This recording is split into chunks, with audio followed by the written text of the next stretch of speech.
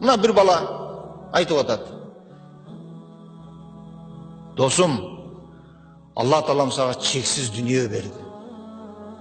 Бул дүйнөдөн эчнекеден кем болбодуң. Кийимдин эң кымбатын кийесиң. Машинени тандап минесиң. Жаңы маркасы чыгышы менен ал алдын ала алып келет экен. Үйдө эл жашабаган деңгээлдеги үйлөрдө жашап атасың. Бирок досум, жүрчү мени менен жума намазга барып, 2 рекет фарз болгон жума намазды окуп келеликчи. Десем, эч келбейт дейт. Кол тийбейт, ал шылтыгын айтат, бул шылтыгын айтат, эч келбейт. Bir күнү мага кабар келди. Паланча досуң сени мечитте күтүп атат деп.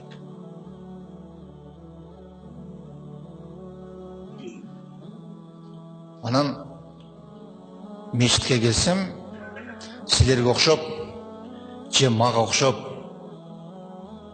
мехрапта же сапта олтурган жок досум дейт. Сапта тизилип отурган элдердин алдында, о бурчтагы эшикте табыттын ичинде жаткан экен досум. Акырын барып, башынан сылап, айнанайын досум, bir күн болбосо bir күн мешитке келет экенсиң го. Тирүү кезиңде bir күн келип койбодуң досум деп мен айттым. Бирок ал досум бул сөзүмдү укпады дейт. Алла Таалам бизди кааласа бутубуз менен, кааласа көтөртүп, баары бир келе турган жерге келтирип коет аксыларым. Ошондуктан мен өтө көп жолу айтам. Бири-бирибизди тирүү кезибизде жакшы деп айтышты үйрөнөйлүк. Гайбатты таштайлык таксыларым.